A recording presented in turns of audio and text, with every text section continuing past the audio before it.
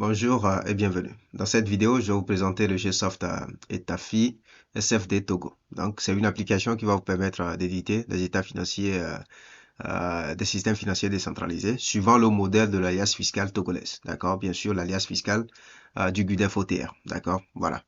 Donc, en termes de prérequis, l'application n'aura besoin que de vos balances N et N-1. Mais la balance N-1 n'est pas obligatoire, d'accord? Puisque si c'est une entreprise qui commence l'activité, il n'y aura pas de balance N-1 dans ce cas-là. Donc, la balance N-1 n'est pas obligatoire, d'accord? Voilà. Et maintenant, vous aurez également besoin de votre liasse GUDEF, c'est-à-dire que l'entité va aller juste sur son compte GUDEF et télécharger sa liasse fiscale. Voilà, puisque c'est cette liasse-là que l'application va remplir automatiquement en calculant les valeurs, bien sûr, sur la base des balances et remplir automatiquement les états financiers de la liasse. D'accord? Et maintenant, pour faire le dépôt, vous allez juste importer cette liasse-là éditée directement sur votre compte GUDEF, tout simplement. Vous n'aurez pas à reporter les données parce que c'est la même liasse téléchargée du GUDEF. C'est votre liasse même qui est téléchargée là. C'est elle qui est remplie automatiquement. D'accord?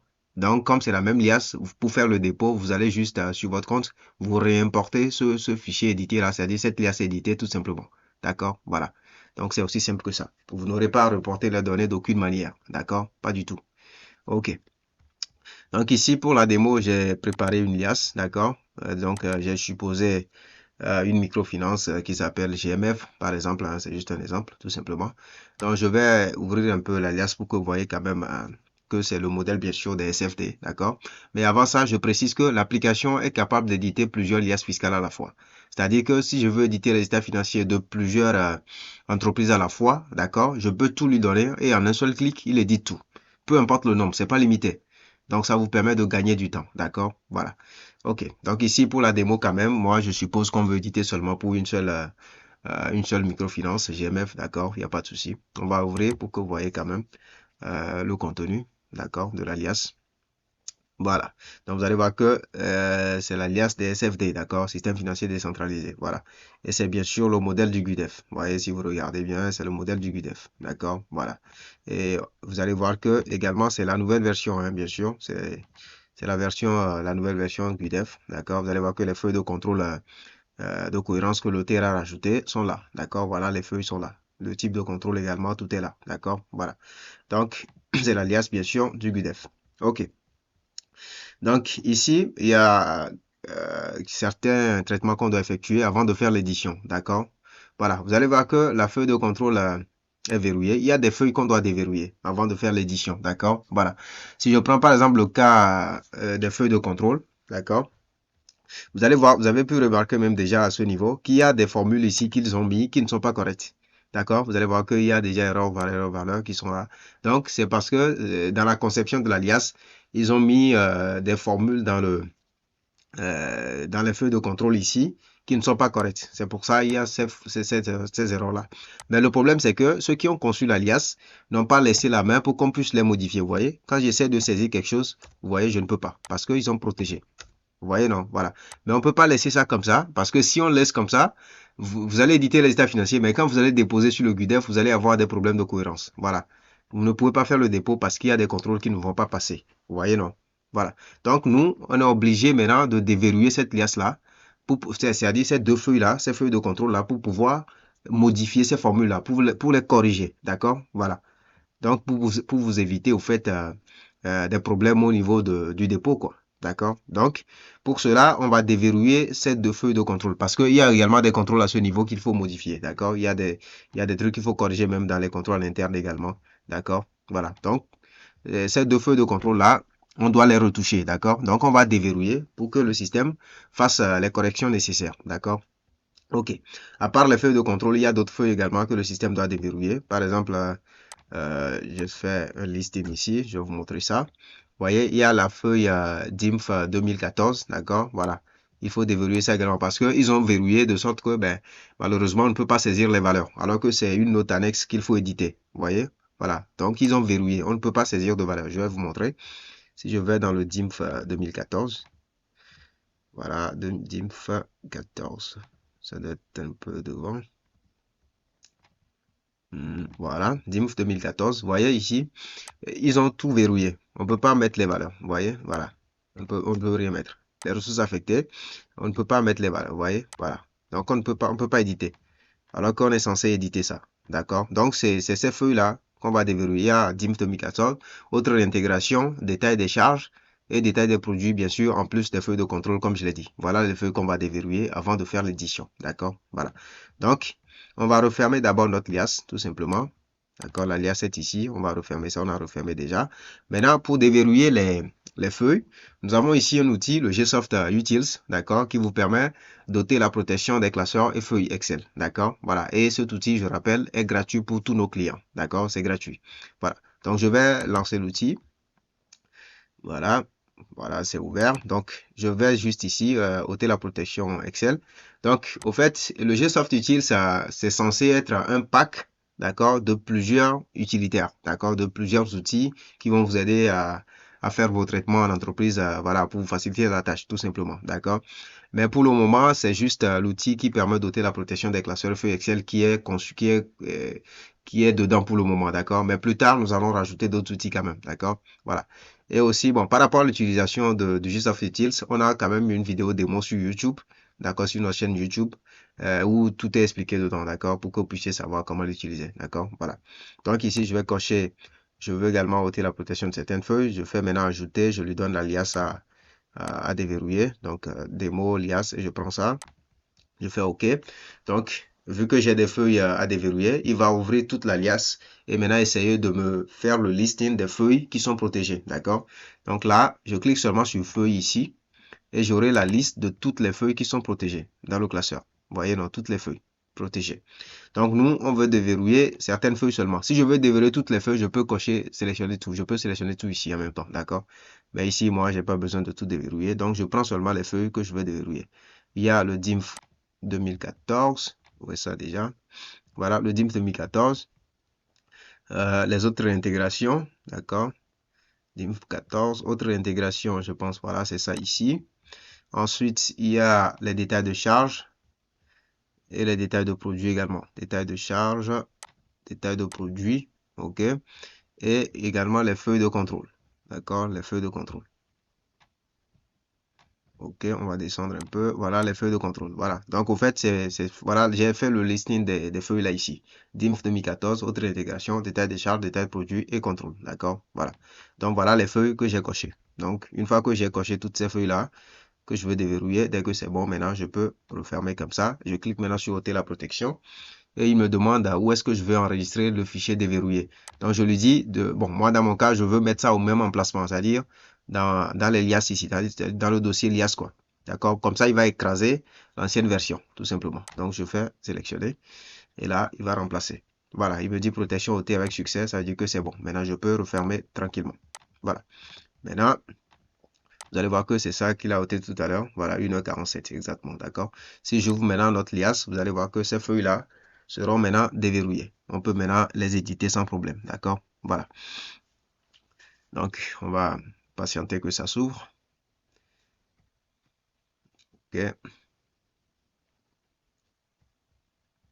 Bon, en attendant, je vais fermer ceci. Ok. Donc, voilà, notre liasse est ouverte. Voilà, très bien. Donc maintenant, si je retourne dans la feuille de contrôle, comme je l'ai dit, vous voyez maintenant, ça c'est déverrouillé. Maintenant, si je clique dans les formules, vous allez voir les formules s'affichent. Vous voyez maintenant, voilà, c'est déverrouillé maintenant et le système va venir faire les corrections nécessaires. D'accord? Il n'y a pas de souci. OK. Et également ici, hein, vous allez voir ça aussi, c'est déverrouillé. Vous voyez? Comme je le dis, il y a des formules ici qui ne sont pas correctes. Vous allez voir que ce qu'ils ont fait, c'est que vous allez voir, ils ont pris E15, d'accord, pour faire le contrôle. Vous voyez, contrôle de cohérence E15. Mais la cellule E15 ici, E15 correspond à ceci. Ce qui n'est pas... où est ça déjà? Contrôle de cohérence E15. Voilà, ici, au fait, le souci plutôt, voilà. L'erreur, c'est que ils n'ont pas checké si le E15 est égal à vrai. C'est-à-dire que, normalement, ils doivent checker. Bon, je ne vais pas modifier directement. L'application va le faire quand même, d'accord? Vous allez voir que dans les autres contrôles, regardez ici. Vous allez voir qu'ils ont vérifié si la valeur de la cellule est vraie. Comme ça, ils mettent 1, d'accord? Sinon, ils mettent 0. Voilà la formule, au fait. Mais ici, ils ont oublié de mettre égal vrai avant de mettre 1. Donc, ce qui fait que le système ne peut pas, la formule n'est pas correcte. Vous voyez, non, c'est pour ça. Donc, l'application va corriger tout ça, tout simplement, pour vous éviter des problèmes de cohérence au niveau du dépôt OTR. D'accord? Voilà. Comme ça, quand vous déposez, Ça va passer tout simplement sans problème et vous aurez votre récépissé. Voilà. Donc maintenant, tout est déverrouillé. Maintenant, on va placer les balances dans l'alias à éditer. D'accord? Puisque je l'ai dit, l'application n'a besoin que de vos balances. Maintenant, nous allons placer les balances dans l'alias et là, l'application va l'utiliser pour faire les calculs et placer les valeurs. Donc, je vais ouvrir le fichier contenant les balances à utiliser. Donc, j'ai mes deux balances ici, 24 et 25. Donc, je crée ici les feuilles de balance. Je clique sur le plus ici pour ajouter une première feuille que je vais appeler balance espace N-1. Donc, c'est là que je vais mettre ma balance N-1. D'accord? Donc, le nom est très important. D'accord? Les noms des feuilles de balance sont très, très importants. Puisque c'est grâce à ça que le système saura où trouver la balance N-1, où trouver la balance N. D'accord? Donc, pour le N-1, c'est balance espace N-1. Mais la casse n'est pas importante. C'est-à-dire que ce soit en minuscule ou en majuscule, ça n'a pas d'importance. Mais le nom doit être balance espace N-1. Pour la balance N-1, bien sûr. Voilà. Je vais rajouter une autre feuille. Cette fois-ci, je vais l'appeler balance espace N. Voilà, vous l'avez deviné. Donc, voici la feuille pour la balance N. Voilà. Bon, moi, je vais les mettre au départ ici. OK. Maintenant, je vais dans ma feuille contenant les balances. Je copie ma balance 2024 d'abord. Donc, je copie tout. Je vais dans la feuille, dans ma liasse. Je vais dans la feuille balance N-1 puisque c'est 2024, j'ai copié. Donc, je vais là et je colle. Maintenant, je peux ajuster un peu, voilà, pour que ce soit plus lisible. Donc, ici, par rapport à comment coller les balances, ça aussi c'est très important. Vous suivez très bien, d'accord? Voilà. Vous collez les balances de sorte que le premier compte de la balance commence à la deuxième ligne. D'accord? À la deuxième ligne de la feuille. Comme ici, vous voyez? Voilà. Puisque le système suppose toujours que la première ligne c'est l'entête. Donc il va ignorer la première ligne. Voilà. Vous pouvez ne pas mettre les entêtes, il n'y a pas de problème. Vous pouvez effacer les entêtes comme ça, il n'y a pas de souci. Mais il faut que le premier compte commence à la deuxième ligne. D'accord? La première ligne peut rester vide, il n'y a pas de souci. D'accord? Voilà. Parce que si par exemple, vous collez et que le premier compte commence à la première ligne, là, il y aura un problème parce que le système va ignorer le compte qui est à la première ligne. Parce que lui suppose que c'est dans la tête, donc il ne va pas l'utiliser. Et là, ça veut dire que les soldes de ce compte-là ne seront pas utilisés. Et là, ça va créer des déséquilibres dans vos états financiers. Vous voyez? Voilà. Donc, vous collez de sorte que le premier compte commence à la deuxième ligne. Et aussi, vos balances doivent être des balances à 6 colonnes. Solde d'ouverture débiteur-créditeur, mouvement débit-crédit, solde de clôture, débiteur-créditeur. D'accord? Voilà. OK. Donc, une fois que c'est collé, on va aller prendre l'autre. Je vais dans ma feuille de balance, toujours, je prends la balance 2025, je copie. Je vais encore ici, je vais dans feuille balance N maintenant dans l'application, dans l'alias plutôt. Voilà, je colle. Je peux également ajuster si je veux. Voilà, je vais ajuster. Attendez. Voilà. OK. Même règle de collage, hein, d'accord? Le premier compte commence à la deuxième ligne, tout simplement. Et aussi, bien sûr, ça doit être une balance à 6 colonnes. Voilà, même règle, d'accord? OK. Donc, une fois que j'ai placé mes deux balances, maintenant, je peux maintenant refermer ma liasse. Mais avant ça, je vais vous montrer toujours les étapes. Vous allez voir que le bilan est toujours vide. Pourquoi? Parce que ce n'est pas des formules qui sont liées aux feuilles de balance pour faire les calculs automatiquement. Non, c'est l'application qui va venir faire les calculs et placer les valeurs. D'accord? Donc, tout est vide actuellement. Compte de résultat, les DIM, FLA, tout est vide. Il n'y a rien qui est édité, d'accord? Même si je vais dans les états complémentaires, rien n'est édité. Si je prends les détails de charge et produit là encore, vous voyez, c'est vide. Rien n'est calculé, d'accord? Il n'y a rien, ok? Donc, nous allons juste refermer l'alias avec les balances à l'intérieur comme ça et on va faire l'édition maintenant. Donc, je referme l'alias. Je ferme aussi ma feuille contenant les balances. Et maintenant, je vais lancer l'application. Donc, voici l'application ici. GSoft Etafi SFD Togo. C'est le raccourci là-bas. Donc, je lance. Voilà. Et j'ai là l'interface d'authentification utilisateur. Donc, c'est ici que je vais renseigner mes paramètres de compte pour me connecter et travailler. D'accord? Donc, je fais entrer. Voilà, c'est bon. Donc, ici, j'ai l'interface principale. Pour éditer les états, je clique sur éditer les états, le bouton au milieu ici. Et là, j'ai l'interface d'édition, d'accord? Donc, c'est ici que je vais renseigner à l'application toutes les liasses que je veux éditer, d'accord? Toutes les liasses, voilà. Donc, ici, comme je l'ai dit, ça peut prendre un nombre illimité de liasses fiscales à la fois. Je peux éditer pour plusieurs entreprises à la fois, d'accord? Voilà. Mais ici, pour la démo, on n'a qu'une seule liasse, pas de problème. Donc, je clique sur le bouton ajouter ici pour ajouter les liasses. Donc, je vais juste aller lui donner l'emplacement, c'est-à-dire lui sélectionner le fichier de liasse, d'accord? Bon, ici, c'est venu directement là-bas, mais si vous voulez, on peut naviguer pour que vous voyez. Donc, je l'ai mis au bureau, démo, liasse, et voilà, c'est ça. Donc, je le prends. Voilà, voici notre liasse ici. Donc, si je mets une liasse dans la liste par erreur, je peux sélectionner et retirer, d'accord? Mais si c'est ici, si c'est la bonne, je ne retire pas, je laisse, d'accord? Donc, pour la démo, nous, on va garder. Voilà. Ensuite, ici, vous avez une case à cocher qui dit effectuer la vérification nécessaire avant l'édition. Donc, quand vous cochez cette option, vous dites au système, au fait, de vérifier si les balances sont équilibrées et de vérifier également si les comptes qui sont dans les balances respectent vraiment la nomenclature du plan des comptes en vigueur. Voilà. Donc, ici, ça permet au système de vérifier les comptes et l'équilibre de la balance, d'accord? Et c'est important de laisser cocher cette option-là, d'accord? C'est très important. Parce que si vous décochez, par exemple, et qu'il y a des comptes fantômes, moi je les appelle les comptes fantômes, hein, d'accord? C'est-à-dire des comptes qui ne respectent pas la nomenclature du plan des comptes en vigueur, le système ne va pas les utiliser, va les ignorer. Vous voyez? Donc, comme il va les ignorer dans les calculs, le solde de ces comptes-là ne seront pas utilisés et ça va créer des déséquilibres dans vos états financiers. Donc, vous laissez cocher, comme ça, il va checker. S'il y a des comptes fantômes ou bien que la balance est déséquilibrée, il va vous le dire. Comme ça, vous corrigez avant de continuer l'édition. D'accord? Voilà. Donc, maintenant, une fois que c'est bon, maintenant, je peux cliquer sur éditer. Donc, je clique sur éditer. Vu que j'ai demandé la vérification des balances, tout ça, il va vérifier d'abord. Dès que c'est bon, il va maintenant commencer l'édition. Voilà. Donc, il est en train d'éditer, édition de l'alias, c'est en cours. Voilà, et maintenant j'ai ici édition terminée. Voilà, donc l'édition est terminée. Maintenant, on peut aller voir le résultat de l'édition, d'accord? Donc, je peux fermer maintenant mon interface d'édition. Donc, ici, pour l'interface principale, je peux garder, si je veux garder l'application ouverte, là, je clique sur ici, accéder au classeur, d'accord? Comme ça, l'application va rester ouverte. Comme ça, plus tard, si je reviens, je peux encore éditer d'autres états financiers en même temps, d'accord? Je peux cliquer seulement ici, et là, je peux éditer d'autres états, d'accord? Mais si je veux complètement quitter l'application, je peux cliquer là. Et là, je confirme. Et là, il va fermer l'application. Mais dans mon cas, je veux garder l'application ouverte. Donc, je vais garder. D'accord? Voilà. Maintenant, après cela, nous pouvons maintenant aller ouvrir l'alias pour voir le résultat d'édition et tout. D'accord? Pour voir ce que le système a fait pour nous comme édition. Donc, voilà, je vais là, alias. Et voici l'alias qu'on vient d'éditer. D'accord? On va l'ouvrir pour que vous voyez un peu. OK. Voilà. Donc, voici l'alias édité. Donc, là, vous allez remarquer que après l'édition, le système va vous rajouter dans l'alias une feuille de contrôle de cohérence et d'équilibre. Donc, voici la feuille de contrôle de cohérence. Donc, c'est pour vous permettre de contrôler au fait toute l'édition, pour voir si tout est cohérent, tout est correct. D'accord? Voilà. Donc, ici, le premier contrôle concerne le bilan. Donc, il va contrôler les totaux du bilan, actif et passif, NN-1, et voir si c'est bon. Quand c'est bon, il vous dit c'est OK. D'accord? Après cela, il va également faire les contrôles entre le bilan et les notes annexes qui concernent le bilan. Donc, il va vérifier si les valeurs dans le bilan sont conformes aux détails qui sont dans les annexes. Voilà. Donc, il vérifie quand c'est bon, il vous dit c'est OK. Vous voyez, voilà, tous les contrôles là-bas sont bons. Voilà, c'est ouvert. Vous allez voir que les contrôles sont assez détaillés, d'accord? C'est très raffiné puisque c'est pris poste par poste, tout ça là, pour que ce soit assez détaillé. D'accord? Les valeurs même sont comparées en brut, dépréciation et net pour que vous puissiez voir clairement tous les contrôles, voilà, que ce soit les valeurs nettes ou les dépréciations, personne ne peut faire de magouille dessus pour que vous puissiez vous rendre compte de tout, quoi, d'accord? Donc, les contrôles ont été très bien raffinés, d'accord? Très raffinés même. OK.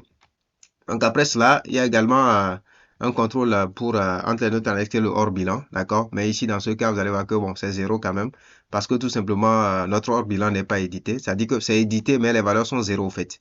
Voilà, vous voyez le hors bilan. Voilà, vous allez voir que les tirés là, en fait, c'est le formatage, sinon c'est les zéros. Au fait, le système, euh, il a fait les calculs, hein, mais tout simplement, il voit que, au fait, dans la balance, on n'a pas des comptes de hors bilan dans la balance. Voilà, ce qui fait que les calculs pour les comptes de hors bilan ont donné 0,00. D'accord? C'est pour ça notre état de hors bilan là-bas est vide. C'est pour ça, voilà, c'est des zéros, au fait. OK? Hors bilan, voilà, c'est ici. Vous voyez, tout est 0,0 dedans. D'accord? Voilà. Mais si vous tirez votre balance avec les comptes de hors bilan, il va faire les calculs et placer sans aucun problème. D'accord? Voilà. OK. Donc, on retourne sur notre contrôle, comme d'habitude. Voilà. Ici. Après ça, il y a également un contrôle entre le compte de résultat et les annexes. Bon, ça concerne les salaires payés au personnel extérieur de l'institution. D'accord? Voilà. Ça se trouve dans le DIMF 2009. Dès que vous renseignez ça, ça va faire l'équilibre ici, d'accord? On va voir tout à l'heure comment corriger ça, pour que vous voyez un peu comment tout ça fonctionne, d'accord? Voilà. Donc, pour corriger cet équilibre-là, ce déséquilibre plutôt, d'accord? Quand il y a des déséquilibres, c'est pour vous dire qu'au fait, l'utilisateur doit intervenir. Ça dit que c'est quelque chose que l'application ne peut pas faire directement grâce à la balance. Donc, il faut que l'utilisateur vienne renseigner quelque chose, d'accord? Voilà. Quand vous voyez des déséquilibres, c'est que généralement c'est le cas, d'accord? Voilà. Donc ici, pour savoir où aller faire la correction, vous regardez juste le contrôle qui est effectué. Vous allez voir que ici, c'est compte de résultat et DIMF 2009. D'accord? Voilà. Et ici, vous allez voir la valeur du compte de résultat est déjà renseignée. Et vu qu'on est sûr que la valeur du compte de résultat est correcte, donc ça veut dire que c'est dans la note qu'il faut aller corriger. D'accord? DIMF 2009. Donc, on va aller là-bas. On a 6 700 838. OK, ça c'est le montant. Donc, je vais dans DIMF 2009. Ici, on va essayer de corriger ça. Donc, c'est le montant facturé au fait qu'il veut. D'accord? Le montant facturé. Le total ici facturé là, c'est ça qu'il veut. Voilà, ce total. Donc, pour avoir le montant facturé, ici, c'est les effectifs. Ça ne nous regarde pas. D'accord? Mais pour le contrôle qui est là-bas, c'est le montant. C'est le montant facturé qu'il veut. Donc là, je peux mettre bon, je mets ça juste ici pour faire le total. Et 6 millions. Combien déjà? Ah, j'ai oublié. 700 838, hein, je pense. Je vais voir. Voilà, 700 838, exactement. Donc, je retourne DIMF 2009. Non, 2009. 2009. OK. Donc, je remets ma valeur. 6 700 838. Donc, voici la valeur. Voilà. Vous allez voir que la valeur n'est pas descendue directement au niveau total ici parce que c'est la ventilation permanente et saisonnière qui va revenir ici, d'accord? Donc, parmi ces agents-là, bon, combien va pour les permanents, combien va pour les saisonniers, d'accord? Bon, je peux recopier, remettre la même valeur tout simplement, histoire d'aller vite, d'accord? Voilà, j'ai mes 6 millions quelque chose là ici. Et maintenant, mon équilibre doit être retrouvé. Maintenant, si je retourne dans mes contrôles, voilà, vous voyez, c'est passé au vert. Ça veut dire que c'est bon. Donc, c'est comme ça que vous corrigez les déséquilibres. D'accord? Voilà. Donc, vous allez remarquer qu'au fait, c'est quelque chose au fait que le système ne peut pas faire directement grâce à la balance. D'accord? Voilà. Il ne peut pas savoir quel est le montant qui va pour les permanents ni pour les saisonniers. Donc, il faut que l'utilisateur vienne pour faire cette ventilation-là. Voilà. Sinon, le système aurait pu les placer en même temps. D'accord? Voilà. OK. Ensuite, après ce contrôle-là, nous avons également des contrôles entre le bilan et les états complémentaires, OTR, bien sûr. Donc, vous allez voir que ça, c'est les contrôles-là qui commencent ici, vous voyez. Et tous les contrôles sont faits ici également en NN-1, d'accord, pour permettre de tout contrôler correctement. D'accord, voilà. Et ici, il y a des équilibres parce que pour les créances douteuses et litigieuses, c'est un détail que le fisc demande. Donc, dès que vous faites le détail là-bas, ça va faire les équilibres également. C'est pareil pour les autres, d'accord. Amortissement pratiqué, provision, tout ça, dès que vous renseignez le détail des amortissements et des provisions, ça va venir, d'accord. Ça va s'afficher automatiquement ici pour faire l'équilibre. Voilà. Après cela, nous avons également un contrôle, des contrôles entre le compte de résultat et les états complémentaires. Et là, principalement, c'est par rapport aux détails des charges et aux détails des produits. Voilà, donc vous allez voir que à ce niveau, tout est ouvert, hein, ça dit que c'est bon, tout est OK. D'accord? Voilà, c'est bon, c'est bon. Voilà. Maintenant, il y a un déséquilibre ici. Ça, c'est pour les pertes. D'accord? C'est les pertes. Ça, c'est à renseigner. C'est l'utilisateur qui va faire le détail. Voilà. Au fait, c'est le détail des pertes sur créance, tout ça là. Donc, dès que vous renseignez ça, ça va faire l'équilibre également. Pareil pour les commissions sous-agents et commissions des transferts. Ça aussi, c'est à renseigner. C'est un détail toujours. D'accord? Voilà. Après ça, vous avez aussi également les contrôles entre les états complémentaires eux-mêmes. Voilà. Ici, par exemple, vous avez pour les provisions et charges à payer non déductibles. Voilà. Donc, dans la feuille de traitement fiscal, c'est là que ces valeurs-là sont renseignées. Mais c'est le total qui est réutilisé au niveau du résultat fiscal. La ligne 0,20 du résultat fiscal, je pense, qui réutilise la même valeur. Donc, il essaie de vérifier si c'est vraiment la même valeur. Est-ce que c'est correct? Donc, c'est un peu ça le contrôle qui est là-bas. Voilà. Donc, en gros, voilà la feuille de contrôle. Et voilà, comme vous l'avez pu remarquer, c'est assez raffiné, comme je l'ai dit, d'accord? Voilà, très très clair, voilà. Donc, ça vous permet de tout contrôler, tout, absolument tout, d'accord? Jusqu'aux états complémentaires, voilà. Maintenant, on peut parcourir un peu les états pour voir les valeurs, hein, si on veut, d'accord? Si je vais maintenant dans mon bilan, vous voyez, c'est rempli, voilà. Toutes les valeurs que vous voyez dans les contrôles viennent des états, au fait, d'accord? Voilà, vous voyez, maintenant, le bilan est rempli. Je prends le hors bilan, comme je l'ai dit, on n'a pas de compte de hors bilan, c'est pour ça, c'est 0, 0, 0, d'accord? Voilà. Sinon, si dans votre balance, vous avez des comptes de hors bilan, le système va mettre les valeurs sans aucun problème. Voilà. Il y a aussi le compte de résultat qui est édité pour nous également. Vous voyez, tout est édité. Le compte de résultat est là. Les DIMF, voilà, DIMF 2005 édité également. Voilà. DIMF 2006. Ici, pour le 2006, il a mis également les formules nécessaires qui sont déjà là. Le DIMF 2007 est là. Voilà. Ici également, il vous met les formules des totaux quand même. D'accord? Parce que grâce à la balance, on ne peut pas éditer ça. Donc, il vous met quand même les formules des totaux. D'accord? Voilà. Etc. Donc, En gros, c'est ça. Et bon, on va passer aussi, on va regarder quelques états complémentaires aussi. Je prends mon résultat fiscal, vous allez voir que il a déjà mis votre résultat comptable également qui est déjà là, voilà, et certaines réintégrations, ok. Et si je vais peut-être dans les détails de charges et produits, ok, détails de charges, vous voyez maintenant, le détail des charges est édité. Avant, c'était vide, avant l'édition. Maintenant, vous voyez, tout est édité, les valeurs sont placées, tout est là, d'accord, voilà.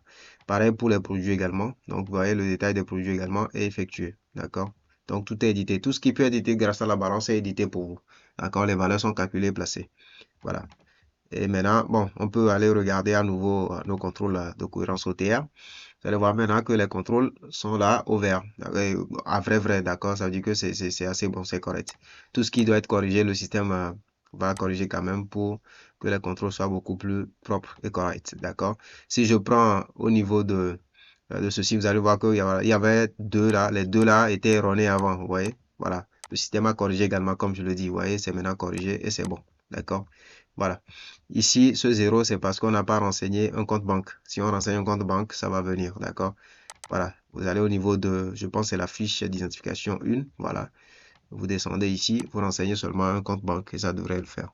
Si je mets EcoBank, par exemple, et je mets le compte. Bon, je mets un compte comme ça, tout simplement bizarre. Et là, si je retourne là-bas, vous allez voir que ce sera maintenant correct, équilibré.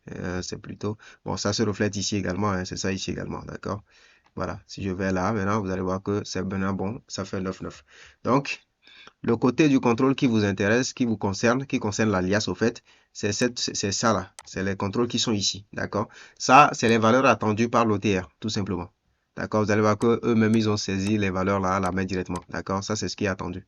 Donc, ça, c'est ce que votre contrôle, vos contrôles en réalité doivent donner les valeurs qu'ils ont mis ici. Ça veut dire que s'ils ont mis 1 ici, votre contrôle également doit donner 1 ici. Voilà. Donc, c'est quand ça donne 1 comme ça veut dire que c'est bon. D'accord? Vous voyez, tout est bon. Et le total va être identique dans le cas. Dans le cas où tout est bon, le total sera toujours identique. Vous voyez, 9,9. D'accord?